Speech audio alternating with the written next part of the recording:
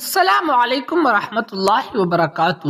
ناظرین کرام، آج 14 محرم الحرام کے حوالے سے ایک نہایت اہم اور مفید اسلامی عمل پیش کیا جا رہا ہے۔ اگر آپ کو محسوس ہوتا ہے کہ آپ یا آپ کے گھر والے نظر بد کا شکار ہے یا اچانک کاموں میں رکاوٹیں، بے چینی یا پریشانیاں بڑھ گئی ہے، تو اللہ تعالیٰ کی بارگاہ میں دعا اور قرآن کریم کی تلاوت بہترین ذریعہ ہے۔ یاد رکھیں کہ نظر بد کا اثر اللہ تعالیٰ کے حکم سے ہوتا ہے اور اسی کی رحمت سے دور بھی ہوتا ہے۔ سب سے پہلے باوضو ہو کر 11 مرتبہ درود پاک پڑھے، اس کے بعد ایک مرتبہ آیت الکرسی، 7 مرتبہ سورۃ الاخلاص، 7 مرتبہ سورۃ الفلق اور 7 مرتبہ سورۃ الناس پڑھے۔ اس صورت حفاظت اور شر سے بچاؤ کے لیے بہت اہم ہے۔ انشاءاللہ اللہ تعالیٰ اپنی رحمت سے ہر قسم کی نظر بد سے حفاظت فرمائے گا۔